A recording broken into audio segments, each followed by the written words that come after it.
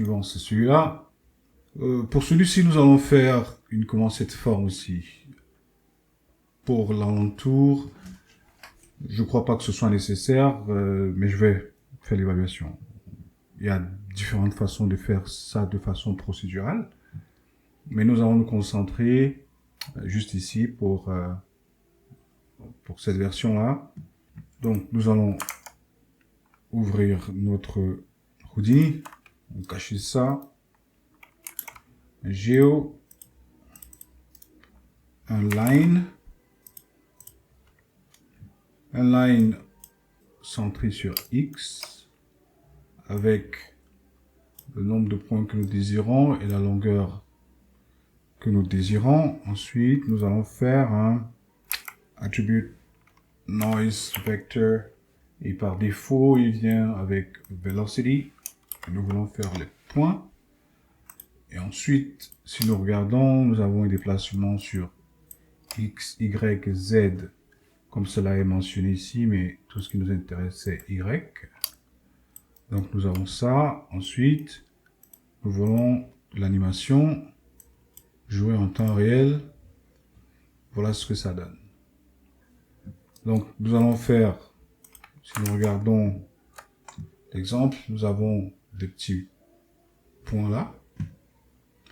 Nous avons des points plus petits devant et puis nous avons des points un peu plus gros derrière. Donc, c'est ce que nous allons faire. Nous allons ajouter un circle et puis nous allons faire un copy to point comme d'habitude. Et puis, nous avons notre cercle, nous copions là, et celui que nous copions là. Taille de cercle est énorme. Nous allons réduire. Ensuite, c'est pas trop rond. Nous allons faire un 24, par exemple. Et dans ce cas-ci, quelque chose qu'on peut faire, au lieu de laisser que nos points soient entièrement dupliqués sur la ligne, nous allons faire packed instance. Et puis, nous allons faire le merge. Ça, j'ai déjà deviné. Ensuite, il faut encore réduire la taille. Ce que nous allons faire. Jusque là, par exemple. Et puis ici, vous avez deviné. Un sweep. Un sweep sur Z. Avec une taille un peu plus maîtrisée. Donc, c'est aussi simple que ça. Maintenant, nous allons faire un autre que nous allons mettre, on va dire, derrière ou qui va avoir une autre couleur. Ici, nous voulons mettre la couleur là et nous avons notre couleur qui est celle-ci.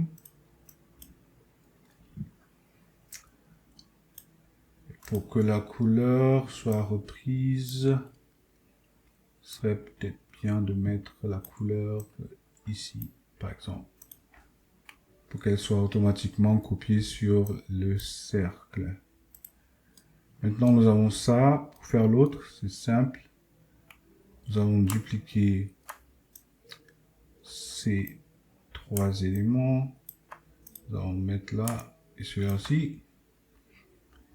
Ici, nous allons prendre ça et ça et ça pour le troisième point, troisième ligne. Ici, c'est, on va dire, la même chose, mais derrière la ligne, par exemple. Et puis ici, notre cercle un peu plus grand. Donc, nous allons probablement mettre un transform ici pour agrandir le cercle un tout petit peu plus. Et puis, comme d'habitude, nous allons faire un offset ici pour changer légèrement le point qui est là derrière. Nous avons ceci. Pardon. C'est ça.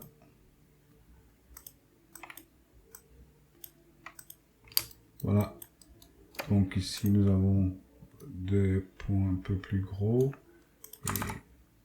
Et J'ai l'impression qu'ici les lignes sont plus grosses aussi, donc ici nous allons rendre les lignes un peu plus grosses. Voilà un peu ce que nous avons. Et puis ici, une amplitude un peu plus élevée peut-être, pour que ces points-là montent un peu plus haut. Voilà. Nous avons ça. Après, autre chose que nous pouvons ajouter, c'est cette ligne-ci. Ça déjà, on sait comment on fait. Tout simplement un bound. Un bound de ceci. Merge. Par contre, je suis pas très confortable avec ça parce que, contrairement aux autres cas, je ne pense pas que nous voulons que, au fur et à mesure que ces lignes-ci s'agrandissent, que nous ayons cette forme aussi qui grandit et qui diminue. Donc, je reviens sur l'idée du bounce. Non pas mettre de bounce, mais tout simplement une forme. Par contre, si nous observons la forme, nous voyons que ce n'est pas très régulier en termes de couleur. Donc, pour faire ceci, nous allons prendre toujours notre line que nous allons utiliser, nous allons faire, faisons un color ici et faisons un resample par exemple pour avoir plusieurs points. Voilà ce que nous avons. Et puis ces points-là sont un peu difficiles à voir. Donc quelque chose qu'on peut faire en appuyant sur D, c'est dans le guide, c'est d'augmenter la taille du point marker size. Ça nous permet d'avoir des points un peu plus grands à voir. Et puis ici, nous allons faire dans le resample, nous allons cliquer sur Curve View pour avoir l'attribut Curve View qui va de 0 à 1 sur toute la longueur de notre curve. Et ici, nous allons faire, au lieu de faire une couleur constante, nous allons faire Color Ramp from Attribute. Et l'attribut en question, c'est Curve View. Et les couleurs. Par contre, je ne veux pas faire couleur, je veux faire alpha par contre. Donc, au lieu de color, je vais faire attribute adjust float. Je vais faire alpha parce que je pense que la différence c'est en termes de transparence. Maintenant, il est aussi vrai qu'il est possible qu'on ait des traits plus, tout simplement une couleur uniforme, mais devant il y a d'autres couleurs et derrière un autre avec d'autres couleurs. Mais je préfère faire ceci parce qu'il y a, je pense, plus de choses plus intéressantes, des choses plus intéressantes à voir. Donc, nous allons faire un alpha que nous allons remap.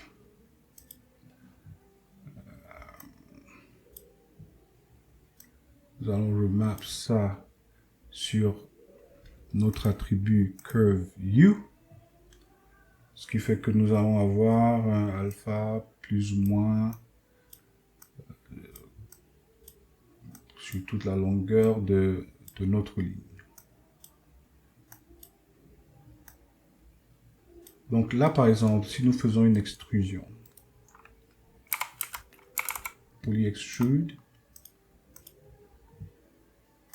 sur Y global, voilà, nous avons une transparence variable.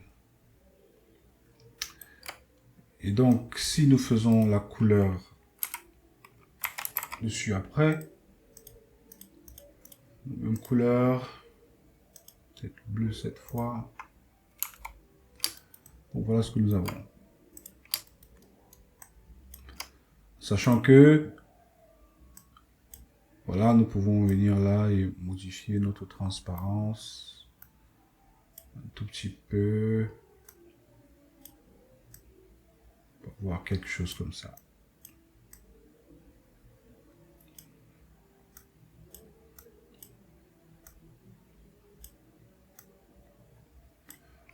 Voilà un peu quoi. Je pense que ça c'est plus intéressant que de faire uniquement.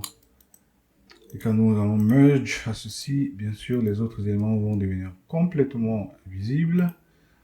Et puis nous allons dire par défaut, nous voulons que notre alpha soit 1 pour toutes les valeurs qui n'en ont pas de alpha affecté. En vue de face, nous allons transporter tout ceci. Pourquoi pas faire un transform là. Voilà, faisons un transform là, que nous faisons descendre la totalité de tout ça. Et que nous agrandissons un tout petit peu. Et en termes de hauteur, peut-être faire descendre encore plus. Maintenant, c'est vrai que pour nous assurer que nos traits ne sortent jamais de cette zone, nous pouvons faire en post-process, nous pouvons déterminer des limites. Donc, c'est-à-dire que si ici, nous voyons que notre ligne va jusqu'à, en termes de taille, nous avons bounce minimum, nous avons moins, on va dire moins 2. Ici, par exemple, nous allons dire, ok, vous, monsieur les lignes, ne descendez jamais à une valeur supérieure ou inférieure à moins 2, par exemple, et n'allez jamais au-dessus de 2, par exemple. En faisant ceci et en mettant cette valeur de ce côté, nous allons nous assurer que notre forme ne sortira jamais des limites qu'on lui a attribuées. Ici, nous allons faire la même chose. Là, je pense que au lieu de faire, nous allons plutôt faire en supérieur. Nous allons peut-être faire 4. Et ici, nous allons aussi nous assurer que nous allons jusqu'à quelque chose comme... oh, pardon. Ici, nous avons 0, 1, 2. Donc, nous allons faire max de 1. Nous allons nous arrêter là. Ici, nous allons faire un max de 1. Jamais aller au-delà de 1. Ici, nous allons faire la même chose. Moins 2, max 1. Et puis, tricher peut-être un tout petit peu. Voilà. Et là, nous sommes sûrs que nos traits ne sortiront jamais de cette forme. Maintenant, nous pouvons déplacer, nous pouvons par exemple déplacer celle-ci pour rentrer un tout petit peu derrière. Si nous allons en vue de dessus, nous pouvons déplacer ceci, transform et mettre derrière notre ligne. Voilà, afin d'avoir quelque chose un peu plus comme ceci. Déplacer ça, nous assurer qu'il soit en premier, celui-ci au milieu et puis l'autre ligne derrière. Voilà un peu. Donc pour le reste, nous allons voir au moment de faire le rendu, la croix par exemple et d'autres éléments, mais je pense que pour ceci, le reste pour moi n'a pas d'intérêt pour une formation comme celle-ci. Et puis voilà, il y a d'autres choses plus intéressantes qui attendent. Donc nous allons nous arrêter ici pour cette forme aussi et nous allons nous revoir au prochain pour quelque chose un peu plus intéressant et nouveau. À bientôt.